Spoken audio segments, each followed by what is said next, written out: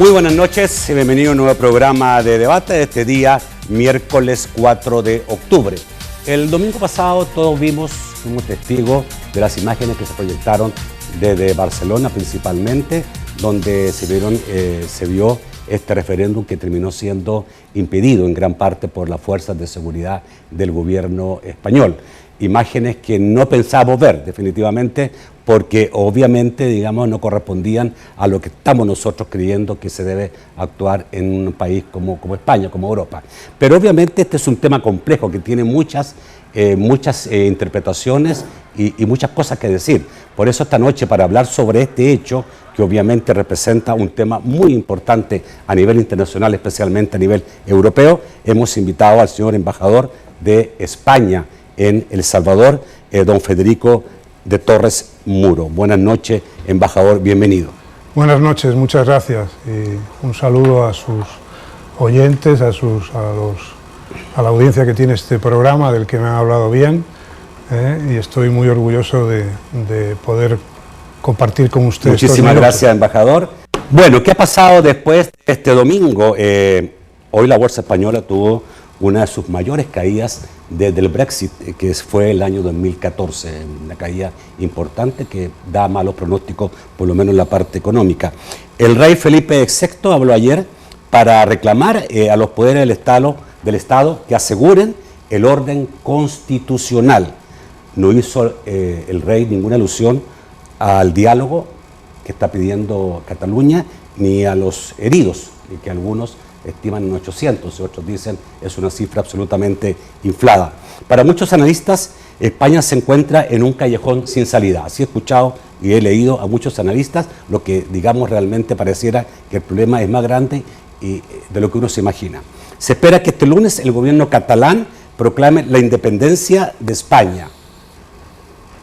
Y obviamente, digamos, cierto, es lo que uno se pregunta, ¿y qué va a pasar entonces cuando el gobierno de España pareciera que ha decidido poner orden, y el gobierno de Catalán ha dicho, no señor, nosotros vamos a hacer lo que tengamos que hacer, y eso significa buscar nuestra independencia, sea legal o no sea legal. Embajador, probar unos minutos primero para que usted me explique de su contexto cómo ve esta situación. ¿Qué está pasando? Para explicar a los salvadoreños, ¿cómo ve usted o su gobierno lo que está pasando en este momento en España? Bueno, lo que está pasando en España es producto de una estrategia de confrontación de las autoridades regionales catalanas que llevan algún tiempo desobedeciendo las leyes, no solamente la Constitución española de 1978, que es una constitución que nace de la concordia, que intenta y consigue superar la situación vivida durante 40 años de régimen autoritario, que es una constitución que consagra la unidad en la diversidad, y eso es una cosa muy importante a resaltar. La riqueza de España está en su pluralidad y en su diversidad.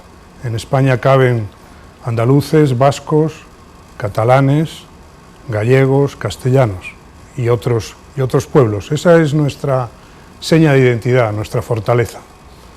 Pero las autoridades regionales catalanas no solamente han contravenido la Constitución de 1978, sino que no han respetado tampoco el Estatuto de Autonomía. Como usted sabe, en la organización territorial del Estado español, cada comunidad autónoma, ya hay 17, tiene su propio Estatuto de Autonomía, su propia Constitución, por llamarla de algún modo, y tampoco se han respetado las providencias de ese estatuto que regula la vida política y social de Cataluña. Es decir, las autoridades regionales catalanas desde hace tiempo vienen, siguiendo una estrategia, por un lado, de confrontación y por otro lado, de falta de respeto a la legalidad. Usted se refería al principio a la actuación de los cuerpos y fuerzas de seguridad del Estado. Yo también vi las imágenes y lógicamente son imágenes de tensión, pero quiero resaltar que los cuerpos y fuerzas de seguridad del Estado intervinieron en Cataluña con un mandato judicial, como corresponde en un Estado de Derecho. Y si hubiera habido un uso desproporcionado de la fuerza por parte de los cuerpos y fuerzas de seguridad del Estado. Hay un poder judicial independiente en mi país que puede entender de denuncias contra esas presuntas actuaciones desproporcionadas. Estamos viendo las imágenes. ¿No le parece que hay un uso excesivo de fuerza? Y a nosotros nos llama más la atención cuando se golpea, como en ese caso, por ejemplo, estamos viendo a mujeres que no tienen nada en sus manos, que no representan ninguna amenaza, ¿no? Pero hay golpes y hay empujones fuertes, incluso a gente mayor, que uno es lo que más le sorprende, ¿no? Y le deja atónito pensar, digamos, que esto pueda suceder en España, ¿no? O en cualquier país europeo con un grado de democracia como lo tienen los países europeos hoy día. Bueno, vamos a ver, a nadie le gusta ver esas imágenes, obviamente, pero como le digo, hay un reto al ordenamiento político, jurídico español. Hay una estrategia de confrontación desde hace algún tiempo, no es de ayer ni de antes de ayer. Hay una estrategia de romper con esa unidad en la diversidad a la que me he referido al principio. Y le vuelvo a reiterar, en el caso de que hubiera habido un uso desproporcionado de la fuerza por parte de unos cuerpos y fuerzas de seguridad del Estado que fueron hostigados, insultados, los jueces serán los que tengan que determinar si ha sido así y, en el caso de que haya sido así, establecer las correspondientes sanciones. España es parte también de convenios internacionales que entienden de estas materias y, en el caso de que se agotaran los recursos internos judiciales españoles sin satisfacción, se podría recurrir, por ejemplo, al Tribunal Europeo de Derechos Humanos. Llama la atención que, viendo lo que todos vimos, y por estas imágenes y por otras imágenes, hubo reacción por parte de muchos países y de muchos políticos del mundo. El mismo Estados Unidos dijo, hay que aplicar la ley, pero sin violencia, dijo. O sea, y fue la frase fundamental de la reacción de Estados Unidos, la oficial. Y así también, digamos, de otros países de Europa, todo el mundo hizo referencia a que no se valía la violencia bajo ningún punto de vista.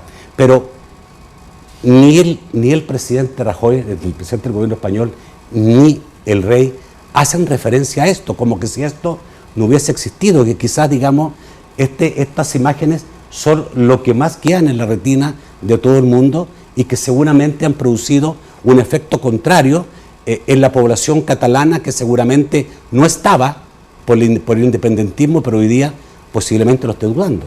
Yo creo que, en último término, los responsables de los momentos de tensión que se vivieron en Cataluña el domingo son los que se han embarcado en una estrategia, y vuelvo a reiterarlo, de confrontación y de falta de respeto a la legalidad y a la Constitución que une a todos los españoles, que ha convertido a España desde el año 1978 en una de las naciones más prósperas de Europa, y que además ha integrado dentro de esa ley fundamental la diversidad, como le decía antes. En España hay 4 lenguas cooficiales, además del castellano: el catalán, por supuesto, el vasco, el euskera, el valenciano y el gallego.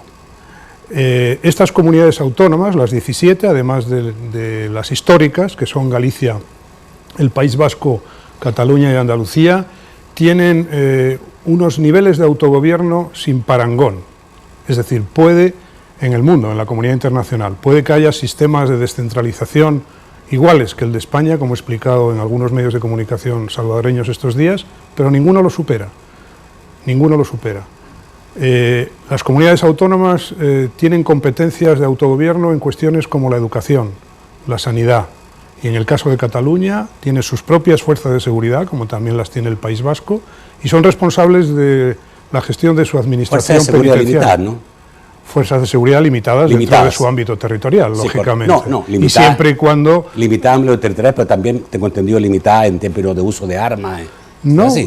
Usted habrá sido testigo de lo que ocurrió a mediados de agosto en Barcelona y Cambrils, los trágicos atentados yihadistas en Barcelona y Cambrils a mediados de agosto, y ahí intervinieron las fuerzas de seguridad catalanas, que por supuesto utilizaron armas de fuego porque se vieron, digamos, ante la necesidad de hacerlo.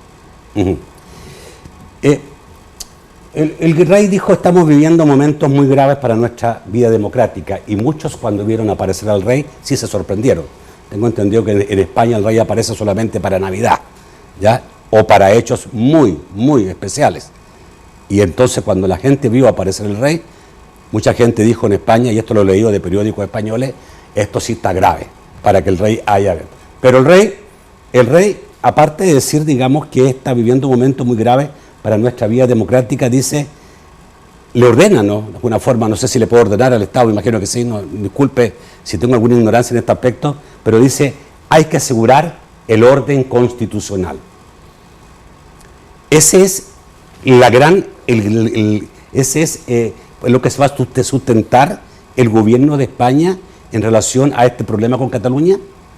Bueno, el rey es la personificación del Estado, es la figura en la que nos sentimos reflejados todos los componentes del Estado, toda la sociedad. La de España, la española, es una monarquía parlamentaria, es decir, el rey reina pero no gobierna. Tiene unas funciones muy delimitadas, y de nuevo vuelvo a la Constitución de 1978, pero son unas funciones, digamos, de carácter representativo. Lo que ocurre, como usted bien dice, es que ante una situación de la gravedad como la que estamos viviendo, el rey creo que hizo bien, haciendo uso de esa facultad, digamos, de personificación de los valores del Estado que nos unen a todos, en hacer un llamamiento a la concordia y en invitar... Fue un llamamiento, a mí no me pareció un llamamiento a la concordia, me pareció un llamamiento a poner orden. No me pareció, bueno, no se dirigió a los catalanes, por ejemplo, en un momento, sí, ¿no se dirigió a los catalanes? Sí, se dirigió a los catalanes, y se dirigió a los españoles que no son catalanes. Los catalanes son españoles. Perdón, quizás podemos confundir. No se dirigió a los que están gobernando Cataluña, no les dijo... Bueno, no sí les se dijo, dirigió a ellos... Conversemos, no les dijo, bueno, busquemos algo. Vamos a ver, son dos cosas diferentes, si me lo permite. Sí. El rey se refirió a la actuación de las autoridades regionales catalanas y utilizó un calificativo que fue deslealtad. Un término que fue deslealtad. Sí se refirió a ellos para llamarlos, digamos, al orden, ¿no? A que depongan su actitud, que, como le digo, pone en peligro los logros de la democracia española, que son muchos, porque usted me concederá que la España de hoy no tiene nada que ver con la España del tardofranquismo, ni mucho menos con la España que empezó a vivir un régimen democrático a finales de los años 70 y que se dio esta Constitución donde, como le decía, caben todos los ciudadanos españoles, incluyendo los ciudadanos españoles que son catalanes. Algunos dicen que la Constitución del 78 es una Constitución hecha muy cercana al posfranquismo, o sea, se hace muy rápidamente después. Seguramente era necesario hacerlo después de la muerte de Franco y el inicio, digamos, una etapa democrática, y que ya han pasado 40 y tantos años de esa Constitución y algunos ya están reclamando algunas reformas. Bueno, es una Constitución que nace efectivamente en un momento histórico muy determinado, que está inspirada en constituciones de nuestro entorno geográfico inmediato, que está inspirada en el Convenio Europeo de Derechos Humanos. Su título primero presta especial atención a la promoción y preservación de los derechos humanos, y es una Constitución que, por supuesto, se puede reformar, pero para reformar esta Constitución tiene que haber una mayoría cualificada de 2/3 en el Congreso de los Diputados y en el Senado, y luego tiene que ser aprobada esa reforma en un referéndum por la ciudadanía. Hay dos principios en la Constitución que están en juego en estos momentos: la soberanía, que no se puede fragmentar. No hay una soberanía catalana o una soberanía andaluza, hay una soberanía española que reside en todo el pueblo español. Y hay otro principio, que es la integridad territorial, que es un principio, por otra parte, común a la comunidad internacional, que es respetado por toda la comunidad internacional. Por ponerle un ejemplo, el Tribunal Constitucional alemán, no hace mucho, hace 2 años, denegó la posibilidad de que Baviera celebrara un referéndum de autodeterminación, por llamarlo de algún modo. Es decir, la práctica que se está siguiendo en España está perfectamente homologada con la de nuestro entorno geográfico más inmediato, que es la Unión Europea.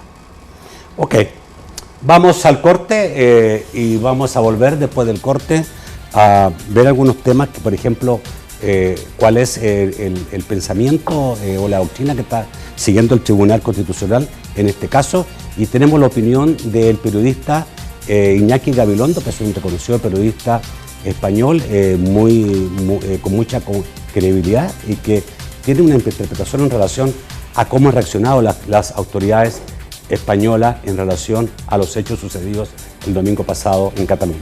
Ya volvemos.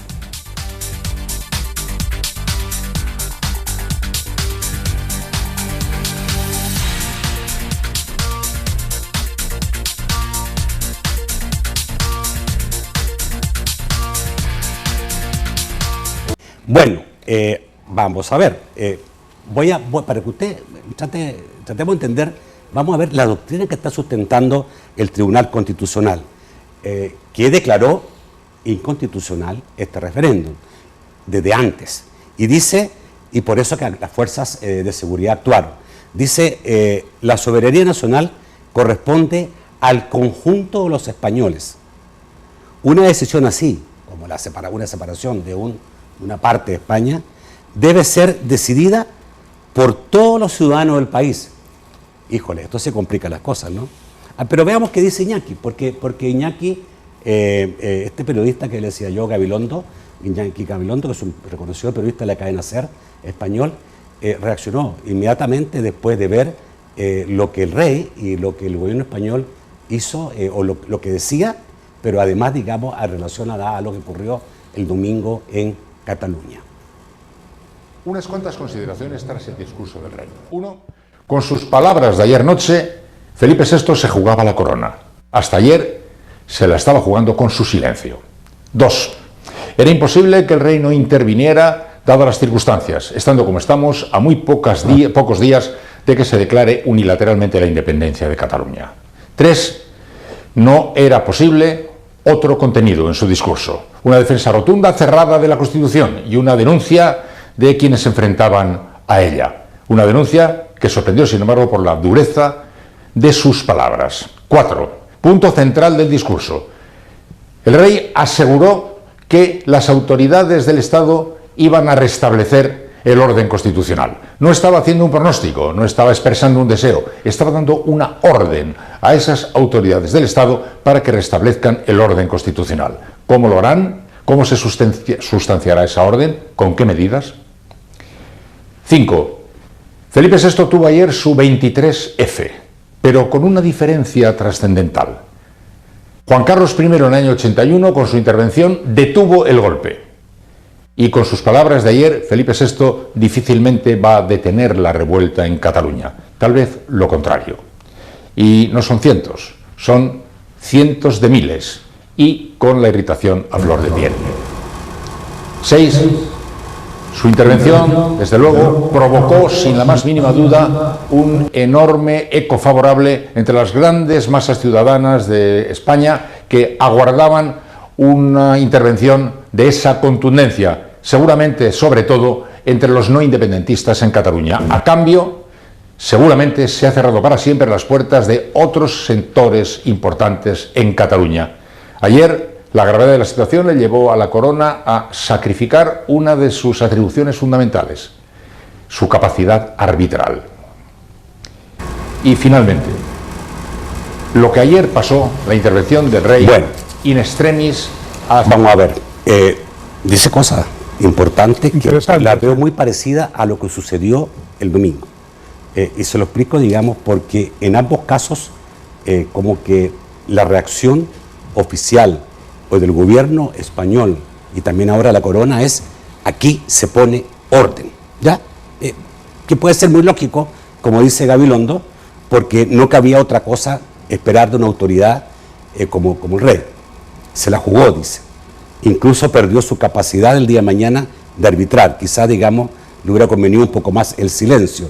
Pero dice que con su palabra difícilmente va a detener lo que está sucediendo, sino que tal vez al contrario. Igual diría yo que lo que sucedió, la reacción de violencia el domingo pasado. Yo puedo decir, y a lo mejor puede ser no correcto decir, ¿se está equivocando el gobierno español? Yo creo que no se está equivocando, y además creo que esta no es una cuestión entre las autoridades regionales catalanas y el Gobierno de España actual. El Gobierno de España, este y cualquier otro en el pasado y en el futuro, tiene la obligación de respetar la Constitución y hacerla respetar. Esta no es una cuestión entre las autoridades regionales catalanas y este Gobierno de España, que por otra parte, desde mi punto de vista, está actuando correctamente. Esta es una cuestión entre las autoridades regionales catalanas y el Estado de España, porque como usted bien ha señalado, y lo señalaba Iñaki Gabilondo, creo también, han entrado en juego instituciones como el Tribunal Constitucional, que no tiene nada que ver con el Gobierno, o el Tribunal Superior de Justicia de Cataluña, que tampoco tiene nada que ver con el Gobierno, o la Junta Electoral Central, que tampoco tiene nada que ver con el Gobierno, y ha dicho que el referéndum, que no tuvo lugar un referéndum, porque fue convocado por unas autoridades que no lo pueden convocar, con un objeto anticonstitucional, contra los dictámenes del Tribunal Constitucional y de los tribunales de justicia ordinarios que entendieron en la materia, y que además fue irregular en su metodología también. En el caso de que lo pudiéramos aceptar como un referéndum, no hubo control alguno, no hubo censo, se dice que hubo personas que votaron 3 y 4 veces, y hay municipios, al parecer, lo he leído, no sé si es cierto, donde el porcentaje de los sís es superior al porcentaje de electores, el número de síes a la independencia. Es decir, estamos en una situación de inseguridad jurídica. ¿Qué información tiene el gobierno en relación a la tendencia de la población catalana? ¿El gobierno cree que hay más catalanes que estarían dispuestos a votar por el no a un independentismo? Bueno, se han publicado encuestas en los últimos meses y en general sí, la tendencia es contraria a la independencia de España. ¿Por qué entonces no se deja hacer un referéndum? Porque la Constitución española de 1978, que rige nuestro régimen político y social, no lo permite hoy por hoy. Y lo podría permitir si se reformara la Constitución, pero para reformar la Constitución hacen falta esas mayorías cualificadas a las que me he referido en algún momento de nuestra conversación. Embajador, ante un hecho independentista seguramente no hay regla ni ley que valga, ¿no? O sea, seguramente cuando nosotros aquí en América Latina decidimos independizarnos también estaba en contra del Tribunal Constitucional y las Cortes y todas las cosas que pueden haber en España en ese momento, porque son hechos que salen fuera de todo lo que pueda ser un contexto legal. El independentista no está pensando, digamos, en que va a hacerlo a través de una legislación que obviamente nunca lo va a amparar. Entonces, ¿no es un hecho diferente que se debe asumir de una forma totalmente diferente? Bueno, yo supongo que usted está familiarizado con el principio de autodeterminación de los pueblos, consagrado en la Carta de Naciones Unidas. El principio de autodeterminación es válido para los procesos de descolonización, pero no puede atentar en ningún caso contra el principio de integridad territorial, como es lo que están intentando las autoridades regionales catalanas. Yo le concedo, ¿cómo no le voy a conceder?, el derecho de los pueblos a autodeterminarse y a liberarse de un yugo colonial. Pero Naciones Unidas es muy clara al respecto y dice que ese principio de autodeterminación no puede entrar en ningún caso en colisión con la integridad territorial de los Estados. Es así de claro y de fácil. ¿No puede independizarse entonces? No puede independizarse ni de acuerdo con la Constitución española de 1978, ni de acuerdo con la doctrina de Naciones Unidas que rige el principio de autodeterminación. Estamos en presencia de una estrategia que contraviene la legalidad española y la internacional. Es así de claro. Bueno, es como esto, como digamos, si se puede, no se puede, no se puede, si se puede. No, perdone que le interrumpe, Nacho, con todo el cariño. No estamos en una situación de si se puede, no se puede. O sea, no se puede hacer. Ellos dicen si se puede, el gobierno dirá no se puede. No estoy diciendo que el mismo va a decir las dos cosas. Vuelvo a reiterarle que esta no es una cuestión solamente entre las autoridades regionales y el gobierno de España de hoy.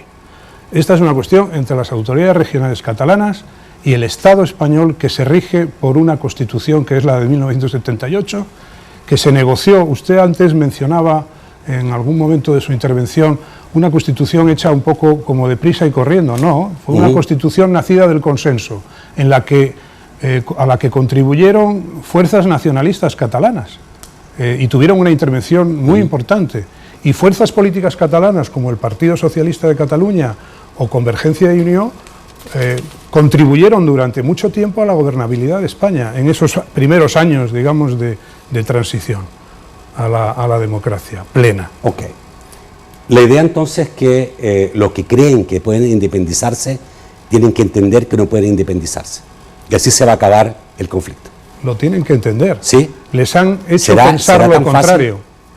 Yo he leído analistas de su país, de España, sí. Y están diciendo que no, que esto es una cosa, digamos, tremendamente difícil y que, seguramente, como dicen, un callejón sin salida. Yo creo que en una democracia todos los ciudadanos tienen que cumplir la ley, sin excepción. ¿Qué va a pasar si el lunes este señor que estamos viendo en este momento, que es el presidente del gobierno catalán, declara la independencia? Porque lo ha anunciado. Bueno, es una declaración unilateral de independencia que es ilegal, y vuelvo a reiterarle, es ilegal desde el ordenamiento jurídico español y desde las normas y el derecho internacional. ¿Eso significa que podría ir preso? Bueno, yo no estoy en condiciones de decirle algo así, ¿no? No estoy en condiciones, ni sé, además, si el presidente regional catalán va a tomar esa decisión. Es decir, yo creo que sería muy aventurado por mi parte hacer una afirmación de ese tipo, ¿no? Aquí ante usted hoy y ante su audiencia, ¿no? Bueno, vamos a ir al corte y vamos a volver con un poco más de esto, y también vamos a hablar, por supuesto, un poco también sobre las relaciones entre El Salvador y España, que yo sé que están bien. Ya volvemos.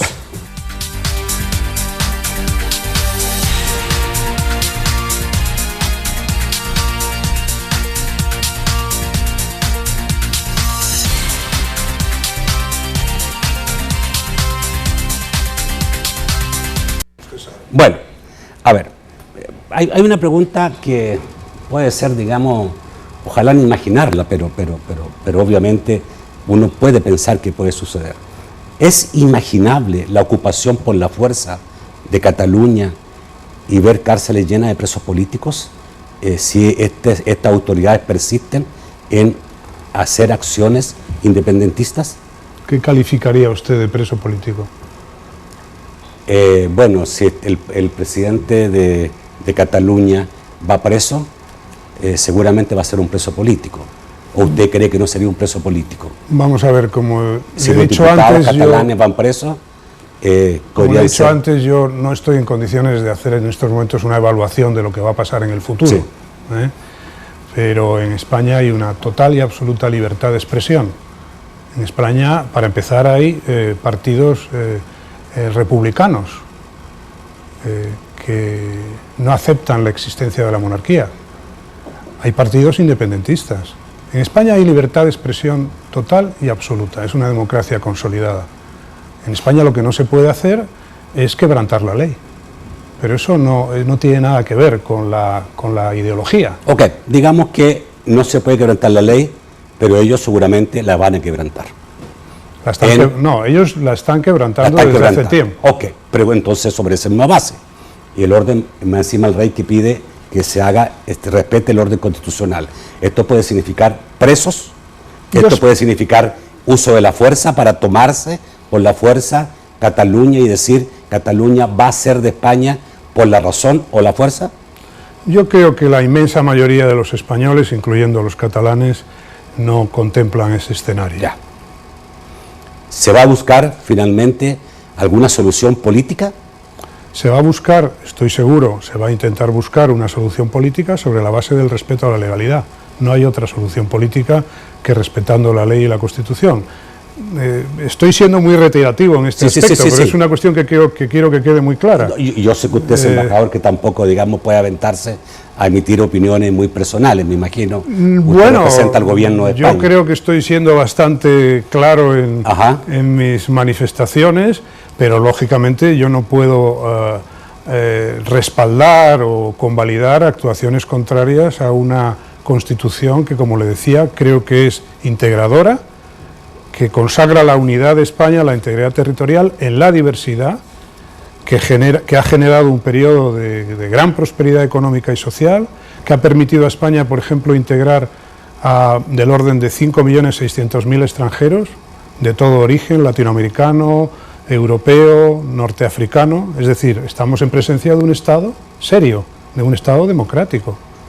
Y eso no se puede poner en riesgo. ¿Se puede prever algún punto de negociación sobre la base de más autonomía? Vamos a ver, yo he mencionado antes el altísimo índice de descentralización que hay en España, que se fundamenta en dos principios: acercar los centros de toma de decisión política a los ciudadanos y preservar la identidad de aquellas comunidades autónomas que tienen su propia cultura, derivada de una lengua propia, y que han adquirido competencias amplísimas en materia de gestión de la sanidad pública, de la educación pública. Algunas, como decía antes, tienen sus propias fuerzas de seguridad. Ir más allá de eso es difícil. No digo que sea imposible, se podría considerar. Hay un ejemplo que se ha escuchado muchas veces decir al gobierno catalán que quisiera autonomía fiscal como la tiene el País Vasco.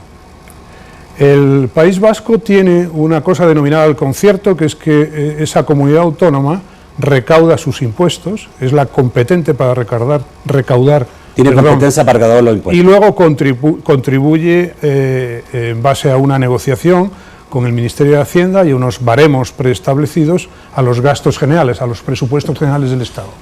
Cataluña no tiene eso. Me imagino que ese sería, por ejemplo, una cuestión de la que se podría hablar. Podría Me ser imagino, un punto de no soy un especialista en esta materia. A ver, ¿no? Quiero dejar esto en positivo. ¿Hay espacios?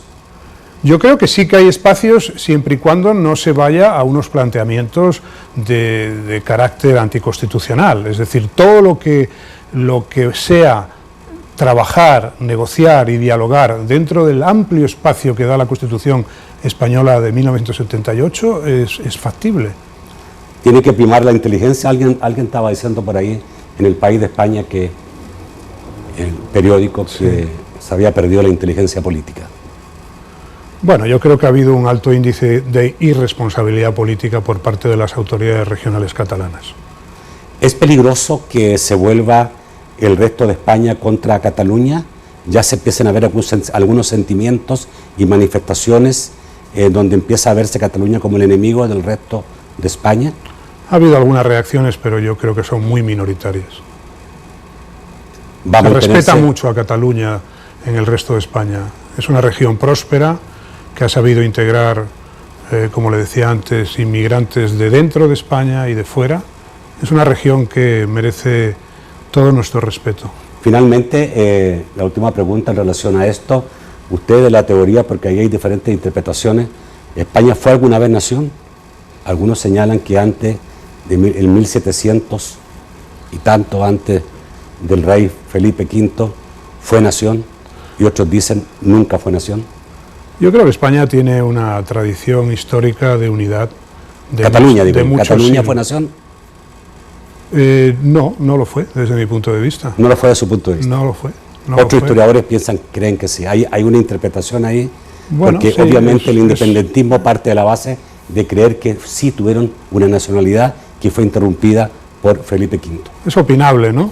Pero yo no lo creo. Yo creo que la unidad de España tiene siglos de existencia, tiene además, como saben ustedes, una proyección vital para España por su proyección internacional, en su proyección internacional, que es hacia América Latina, ¿no? Embajador, cambiamos el tema. ¿Cómo estamos con las relaciones con El Salvador? Me imagino que usted llegó hace 2 meses, viene recién empapándose de todo, digamos, pero ya va a tener, digamos, lo básico fundamental. ¿La idea es hacer crecer esta cooperación? Sí, nuestra idea es trabajar sobre lo hecho en el pasado reciente y en el pasado no tan reciente, que es mucho y muy bueno. El estado de la cooperación bilateral es excelente, tenemos una cooperación al desarrollo que tiene una gran experiencia de trabajo en el país, que no es solamente una cooperación oficial, sino que también es una cooperación que surge de la sociedad civil. El otro día me reuní con, si no me equivoco, 23 organizaciones no gubernamentales españolas que tienen presencia en El Salvador, algunas desde hace ya casi 20 años, y que trabajan en ámbitos muy diversos como la educación, la sanidad, la gestión del agua, programas de saneamiento, programas de fortalecimiento institucional. Es decir, hay una presencia de la cooperación al desarrollo muy consolidada y pretendemos, lógicamente, mejorarla si cabe y potenciarla. Y luego tenemos una presencia económica que está diversificada en el sector de telecomunicaciones, de seguros, de industria editorial, de industria conservera, que es importante y que nos gustaría incrementar también. ¿Y se puede aumentar? Yo creo que sí, que ¿Sí? Si El Salvador confirma las buenas sensaciones que estamos teniendo los observadores externos estos últimos días, hay posibilidades de que El Salvador entre en una senda de crecimiento más fuerte, que se abran posibilidades para operadores económicos extranjeros. Esperemos que algunos de ellos ¿Hay sean algunas cosas españoles. que España cree que El Salvador debería mejorar para aumentar la inversión española en el país? Algunos creen que mejoras regulatorias, aduanales, etcétera. Bueno, yo creo que lo que necesitamos es un marco efectivamente estable, ¿no? de carácter global, ¿no? Por eso mencionaba, me refería sin mencionarlo, por ejemplo, al acuerdo de pensiones. Lo hago ahora, me parece una buena señal. ¿Sí? España también está haciendo una labor de acompañamiento a esta, digamos, estrategia de Naciones Unidas de intentar llegar a unos acuerdos, los podemos llamar acuerdos de segunda generación, acuerdo país, que integre distintos aspectos, digamos, de la práctica política, de la estrategia política en El Salvador, que generen un marco estable en el que se impliquen las principales fuerzas políticas, y eso indudablemente sería una buena noticia para El Salvador, desde luego, desde nuestro punto de vista. Corresponde a los salvadoreños decidirlo, no obstante, y para los operadores externos, desde mi punto de vista también, sería una buena noticia. Un acuerdo fiscal nos falta también. Un acuerdo fiscal, sí. ¿Estamos en un momento propicio para lograr los acuerdos, embajador, que no hemos logrado en los últimos años? Hasta donde yo sé, hemos sido un país de muy pocos acuerdos y tenemos grandes problemas y pocos acuerdos. Bueno, este acuerdo de pensiones ha sido algo que realmente ha refrescado mucho el ambiente político del país. Estoy de acuerdo con usted y yo creo que se están dando circunstancias que invitan a ser optimista. Y en la línea de lo que usted decía, yo creo que el acuerdo fiscal podría indudablemente poner la base de un acuerdo más ambicioso, de corte político, donde entraran cuestiones de carácter institucional, de profundización democrática, de educación y empleo, pero no quiero aventurar opiniones sobre cuestiones de política interna salvadoreña que corresponde resolver a los salvadoreños. Me atrevo a hacerlo por el gran aprecio que tenemos en España a El Salvador y porque a veces un embajador de España en América Latina llega a implicarse más allá de lo que en principio la práctica diplomática tradicional aconseja, ¿no? Hay muchas cosas en común, ¿no? Obviamente. Usted viene de Ecuador. No, yo estuve en Ecuador en 2008-2012. Ah, 2008-2012. Pero luego pasé por Estrasburgo, en Francia. Pero estuvo el 2012, alcanzó, digamos, a estar con Correa. Estuve 4 años, 2008-2012, sí, todo el tiempo con Rafael Correa, de presidente. ¿Y qué le parece cómo están las cosas hoy día? No se imaginaba nadie que iba a dejar un sucesor que terminara siendo su enemigo. Después de lo que me ha hecho usted pasar con la entrevista sobre Cataluña, quiere que ahora le hable de Rafael Correa. Yo tuve una buena relación con Rafael Correa. Ecuador, como El Salvador, son países amigos, son socios económicos y comerciales, son destinatarios de cooperación al desarrollo. Hay 500.000 de ecuatorianos viviendo en esta España a la que nos hemos referido tanto en esta entrevista, y que yo le agradezco, por supuesto, que me haya concedido este espacio para hablar de mi país. Nuestro cariño, nuestro aprecio, nuestro reconocimiento al modelo económico, al modelo social y político que tiene España. Nadie puede negar que España es una democracia. Hoy está sometida a un problema muy difícil, muy complejo, que cualquiera puede decir no se va a solucionar de un día para otro. Esto es una cosa que tiene años también de estarse engendrando y que seguramente habrá muchos, digamos, dispuestos a cualquier cosa por lograr su objetivo. Y obviamente no nos gustaron las imágenes del domingo, pero eso no significa para nada que la mayoría esperaríamos, yo creo, que la España siga unida y que sea fuerte. España para nosotros es muy importante en nuestra relación con Europa. Me alegra mucho oírle decir eso. Estaba seguro de que iba a terminar diciéndolo. Y espero que a ello haya contribuido en cierta medida lo que yo le he intentado explicar hoy, sin ser un especialista tampoco en derecho constitucional, pero llevo trabajando para los servicios exteriores de mi país 32 años. Estoy muy orgulloso de haberlo podido hacer. He representado a España en América Latina, he representado a España en Europa Occidental, he representado a España en el norte de África y creo que somos un país serio, que somos una democracia consolidada donde se respetan los derechos humanos y las libertades fundamentales. Y somos un país además que creo que tenemos algo que decir en la comunidad internacional, que tenemos algo que decir también en Latinoamérica y que tenemos que escuchar también. No somos tan soberbios ni tan audaces como para pensar que no tenemos nada que aprender. Y yo espero haber transmitido esa imagen esta noche. Sí, embajador, me imagino que la balanza comercial no es favorable a El Salvador. Eso no solamente ocurre con España, ocurre con muchos países, tiene que ver con nuestra baja productividad. ¿Ve posible que eso vaya a mejorar para El Salvador? Hay una muy buena oportunidad para El Salvador y me consta que el gobierno de El Salvador la está empezando a aprovechar, que es el acuerdo de asociación América Central-Unión Europea. La Embajada de El Salvador en Madrid está haciendo un excelente trabajo en colaboración con la Secretaría de Estado de Comercio del Ministerio de Economía y Competitividad español. Se están haciendo seminarios para invitar a los operadores económicos, exportadores salvadoreños a aprovechar las oportunidades que nacen de ese acuerdo, que como usted sabe tiene, además de esa vertiente económica y comercial, una vertiente de cooperación y una vertiente de diálogo político. Yo creo que ahí está la oportunidad. Ahí está la oportunidad, efectivamente. Que debiéramos saber aprovechar. Y España está feliz de que haya habido ese acuerdo entre los dos bloques, la Unión Europea y América Central, que es modélico por otra parte. Ok. Vamos al corte y volvemos con el bloque último del programa donde participa usted con sus comentarios y preguntas.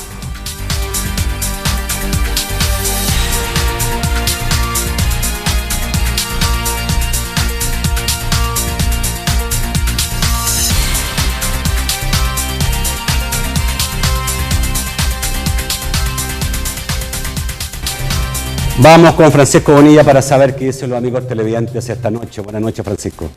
Un placer saludarles. Buenas noches. Vamos a iniciar con la participación de J. Morán. Dice, Nacho, ¿y por qué quiere independizarse Cataluña? ¿Qué gana la población catalana con eso? ¿Hoy día son explotados o qué pasa? No veo razón para ello. Porque es una vergüenza reprimir a golpes a alguien que quiere emitir un voto. ¿No era mejor simplemente no reconocer los resultados? Pregunta. Rogelio Rivera dice, ninguna constitución es válida ante la independencia de un pueblo. 1776. 13 provincias de Filadelfia igual independencia de Estados Unidos. José Rafael Castro dice, leí en un medio español, opinar que la actitud violenta del gobierno se debe a que el gobierno de Rajoy es de derecha. Opinión, dice. Emilio Monterrey dice, pregunte si no fuera factible la independencia al estilo de Canadá, que aún así sigue siendo una monarquía constitucional. Marvin Quintero, el comunicador, dice, Nacho, la ley se respeta y punto. Nacho. Pero, dice Rodolfo Morales, cualquiera que fuera el problema, la gente estaba expresándose pacíficamente, es completamente inaceptable el actuar del gobierno. Ricardo Cardona dice, felicidades embajador, ha sido muy diplomático, sus respuestas profesionales, su posición inteligente. Dice Carlos Guzmán Segovia, no vemos una España sin Cataluña, ni una Cataluña sin España. Vamos al estudio para la respuesta. Guzmán Segovia, un amigo, un abogado, importante abogado. No vemos una España sin Cataluña, dice, ¿no? ni una Cataluña sin España. A mí me parece una buena conclusión de lo que hemos estado hablando hoy, porque vamos a ver si yo lo puedo expresar con una sola frase. Cataluña no es de España, Cataluña es España. Y España, sin Cataluña, no sería la España que conocemos, a la que usted se ha referido con aprecio y con cariño al final del último bloque.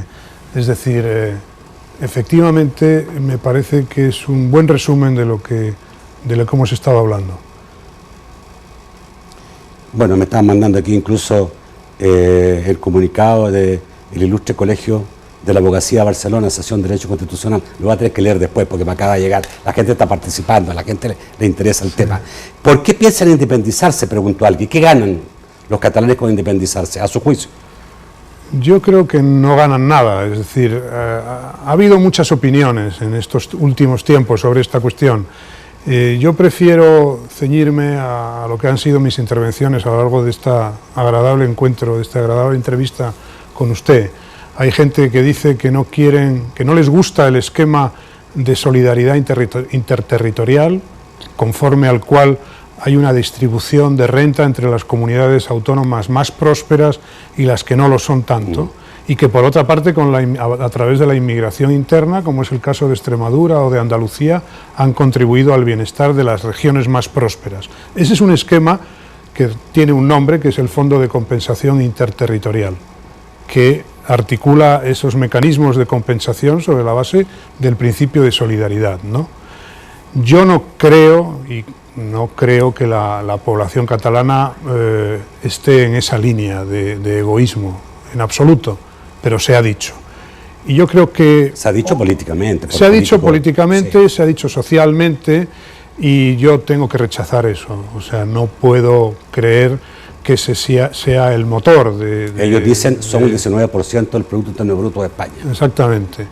Y todo esto se desencadenó o se acentuó, mejor dicho, en el momento en que se desencadenó la crisis económica en torno a 2010-2011.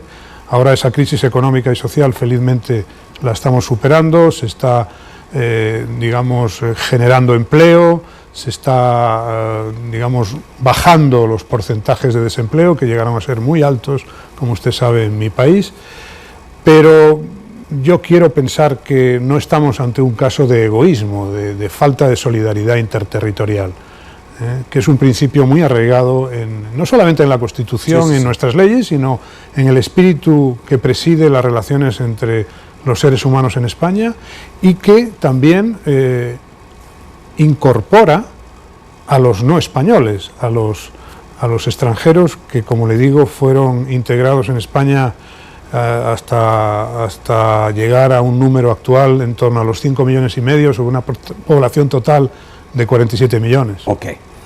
Alguien dijo que no era correcta la represión, que no era mejor no reconocer el resultado, haber dejado que votaran y después haber dicho esto fue ilegal.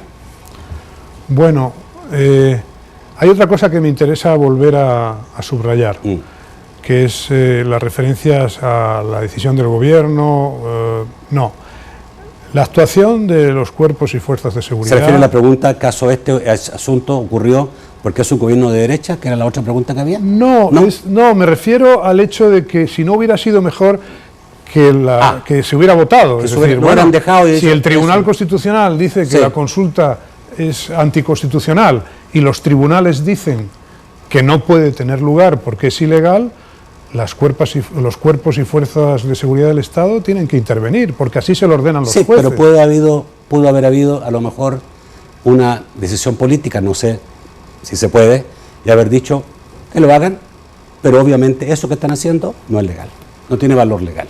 Yo creo que las democracias, además de sustentarse en la legalidad, se tienen que sustentar en la firmeza y en el coraje de sus convicciones. Ok, un amigo televidente preguntaba, ¿esto pasa porque es un gobierno de derecha? No lo creo, y vuelvo a lo que acabo de decir. Esta no es una cuestión entre el gobierno actual de España, que es un gobierno de corte conservador, todos lo sabemos, y las autoridades regionales catalanas. Aquí hay un reto, unas acciones de deslealtad al Estado en general, al Poder Judicial, al Tribunal Constitucional, a las Cortes, al Congreso de los Diputados y al Senado. Es decir, esto no es una cuestión que afecte solo al Gobierno, que además tiene la obligación de respetar la Constitución y hacerla respetar, eso sí, es su obligación. Embajador, otro amigo televidente decía, ¿no es un buen ejemplo el caso Canadá, que tiene una independencia absoluta, pero tiene una relación con la corona británica? Bueno, no, yo creo que no es un ejemplo aplicable. Canadá era una colonia y Cataluña no lo es, ¿no? No lo ha sido nunca. Es lo que hablábamos antes en relación con el principio de autodeterminación, que se circunscribe pues, a unos casos muy concretos que usted ha mencionado, por ejemplo, en la historia de América Latina, ¿no? Los movimientos de independencia que están cumpliendo en estos años de principios del siglo XXI 200 años, ¿no? La gente, lo que pudo ver, y obviamente yo creo que es un tema bien complejo que hay que entenderlo por muchas aristas, no solamente, digamos, en lo que uno puede haber visto el domingo o lo que puede leer 2 o 3 cosas por ahí, sino que es más complicado. Pero la gente dice no hubo violencia, hubo una expresión pacífica. ¿Usted cree que sí había violencia? O sea, no violencia física a lo mejor, pero había un acto de violencia al haber hecho una consulta que estaba prohibida por la ley. Hombre, yo creo que intentar seguir con la consulta cuando los tribunales habían dicho claramente que era ilegal, es obvio que iba a generar tensión. Luego yo no estaba en Cataluña el domingo, he visto algunas imágenes, como las hemos visto todos. Creo que hubo también actos de hostigamiento a los cuerpos y fuerzas de seguridad del Estado.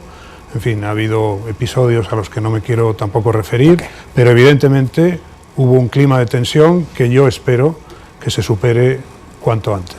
Muchísimas gracias, embajador. Gracias a usted, Nacho. Y deseando que tenga buena estadía en el país y que podamos tener frutos importantes con su trabajo acá en el país. Le agradezco mucho. Y las puertas están abiertas, podemos hablar en otra oportunidad de otras cosas o de esto mismo.